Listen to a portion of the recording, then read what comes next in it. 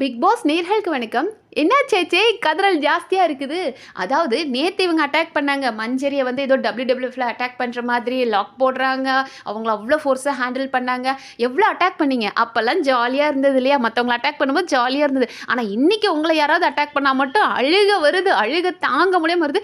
அதை பார்க்கும்போது கதறடா கதறடா கதறடான்னு அவ்வளோ சந்தோஷமாக இருக்குது அதை பார்க்குறதுக்கு. எஸ், நம்ம ப்ரோமோ 1ல் பார்த்த மாதிரி மஞ்சரி அண்ட் ஜாக்லின் சேர்ந்து பவித்ரா அண்ட் அன்ஷிதாவோட அந்த ஒரு பொம்மை ஏதோ கொடுக்கப்பட்டிருக்கு. அதை வச்சு தான் கேம் விளையாடுறாங்க போல இருக்கு. அதனால அவங்க ரெண்டு பேரும் மஞ்சரி அண்ட் ஜாக்லின் அவங்க கிட்ட இருந்து அதை எடுக்க ட்ரை பண்றாங்க. ஸோ ரெண்டு பேருமே அப்படியே ஃபிளாட்டா கீழே லேண்ட் ஆகுனதுனால மஞ்சரி சொல்றாங்க அவங்கள திருப்பி போட அப்போ நம்ம எடுக்கலாம் அப்படின்னு சொல்லிட்டு ரெண்டு பேரும் அவங்க கூட மஞ்சரியும் ஜாக்லினும் அவங்க கூட போராடிட்டு இருக்காங்க.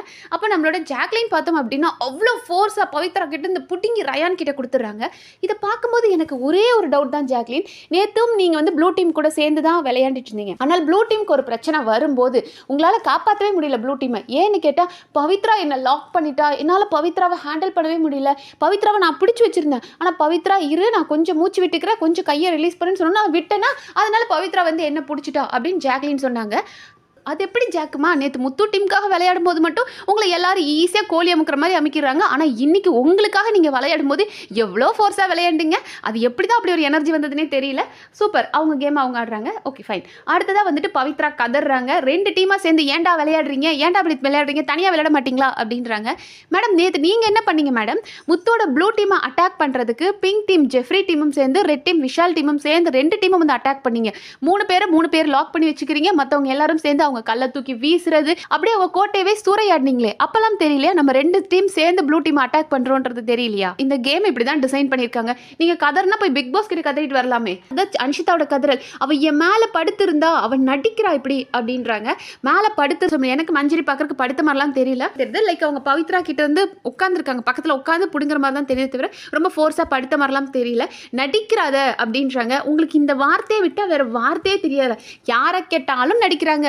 முத்து நடிக்கிறா, மஞ்சரி நடிக்கிறா, ஜாக்லின் நடிக்கிறா. வேற யார் தான் இந்த வீட்டில் நடிக்காம ட்ரூவா இருக்காங்க? அன்ஷிதாவை தவிர அந்த வீட்டில் வேற யாருமே ட்ரூ இல்லை அப்படின்ற மாதிரி எதுக்கு எடுத்தாலும் நடிக்காதடா அப்படின்னு வேண்டியது. எப்படி மேடம் நீங்க இந்த கேமை எதிர்பார்க்குறீங்க? இந்த விஷால் உங்களை கொஞ்சினாரு. நேற்று ஜாக்லின் கிட்ட பேசும்போது என்ன ஜாக்லின் இரு ஜாக்லின் அப்படின்னு கத்துற விஷால் அன்ஷிதா வரும்போது அசின் ஏன் அசின் கோவப்படுற, இருடா அசின் செல்லக்குட்டி இருடா புஜ்ஜு ஜுஜு ஜுஜு செல்லம் என்னடா வேணும் அப்படின்னு உங்களை கொஞ்சுவாரு. அதே மாதிரி எல்லாரும் உங்ககிட்ட கொஞ்சணும்னு எதிர்பார்க்குறீங்களான்னு புரியல. அப்புறம் பாவி இருந்துட்டு இதெல்லாம் கரெக்டா இருக்கா, நீங்க பண்றதெல்லாம் கரெக்டா இருக்கா அப்படின்றாங்க. ஸோ அன்ஷிதா அதை கொடு அப்படின்றாங்க. உடனே போய் தொலைங்கடா அப்படின்னு தூக்கி வீசுறாங்களாம் இவங்க. எப்படினாலும் நீங்கள் வேறு வழி இல்லை. இவங்க கதறாங்களா, ரெண்டு டீம் வந்து எங்கள் கூட போராடுறீங்க. எங்கே ரெண்டு டீம் இருக்காங்க? அன்ஷிதா பவித்ரா ரெண்டு பொண்ணுங்களை பிடிக்கிறதுக்கு ஜாக்லின் மஞ்சரின்ற ரெண்டு பேர் தான் இருக்காங்க. ஸோ 2 vs 2 அப்படின்னு தான் இருக்குது. இதில் ரெண்டு டீம் சேர்ந்து வந்து அட்டாக் பண்ணிட்டீங்க அப்படின்ற கதறதெல்லாம் எங்கேருந்து வருதுன்னே தெரில. பட் இப்போ அங்கே முத்துக்கு ஒன்றுமே புரியல. இப்போ என்ன நடந்துச்சு, நீ எப்படி கதறிக்கிட்டு இருக்கிறா? நீங்கள் ரெண்டு பொண்ணுங்களை அட்டாக் பண்ணுறதுக்கு இன்னும் ரெண்டு பொண்ணுங்க வராங்க, அவ்வளோதானே. இதுக்கே இந்த அளவுக்கு இவங்க சீன் கிரியேட் பண்ணிட்டு இருக்காங்க. பெர்ஃபார்ம் பண்ணுங்கடா அப்படின்ற மாதிரி அவர் எக்ஸ்பிரஷன் கொடுத்துட்டு இருந்தாரு. ஆனால் நேற்று யோசிச்சு பாருங்க முத்துவை எத்தனை பேர் அட்டாக் பண்ணியிருக்காங்க அப்படின்ட்டு. ஃபர்ஸ்ட் அருண் வராரு, அவரை ஹோல்ட் பண்றாரு, சுத்துறாங்க, ரெண்டு பேரும் காலை லாக் பண்றாரு, கீழே விழுங்குறாங்க, இதெல்லாம் நடந்தது. அடுத்ததான் விஷால் வராரு, ரெண்டு பேரும் ஷிஃப்ட் படி வந்துட்டு இருக்கானுங்க. ஸோ விஷால் வந்துட்டு அடுத்தா இவரும் அவரை பிடிக்கிறாரு, சுத்துறாங்க, கீழே விழுகிறாங்க, முட்டியை உடைக்கிறாரு, இதெல்லாம் பண்றாங்க.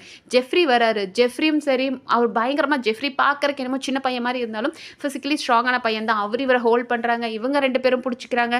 ஸோ இது நடந்தது. அடுத்தது பவித்ராலாம் வந்துட்டு அவர் நினைச்சாருன்னா அவங்களை ஈஸியாக தூக்கி போட்டு போயிடலாம். பட் ஆனால் பொண்ணுன்றனால அவர் ரொம்ப பார்த்து சாஃப்டாக ஹேண்டில் பண்ணிட்டு இருந்தார். ஸோ நேற்று இத்தனை பேர் கூட அந்த மனுஷன் போராடினாரு. பட் எந்த இடத்துல அவர் ஒரு ப்ராப்ளம்ன்றதை அட்ரஸ் பண்ணவே இல்லை. இப்போ ரயானா இருந்தா அப்படின்னா பாரு உன் நகம் பட்டு கீறிடுச்சிங்க, பாரு உன் பிரேஸ்லெட் பற்றி குத்திருச்சு, உன் காப்பு பட்டு குத்திருச்சு அப்படின்னு கதறுவார். பட் நேற்று முத்து எதையுமே கம்ப்ளைண்ட் பண்ணல.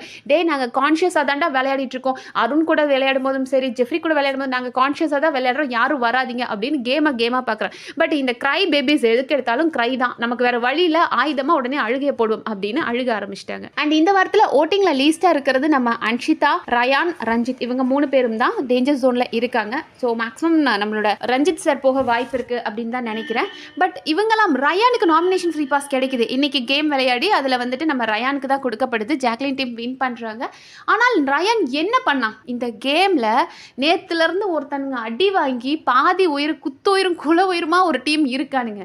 ஆனால் அவனுங்களுக்கு ஒண்ணுமே கிடைக்க மாட்டேங்குது. சரி ஜாக்லினாவது ஓரளவுக்கு எஃபோர்ட் போட்டு விளையாடுறாங்க.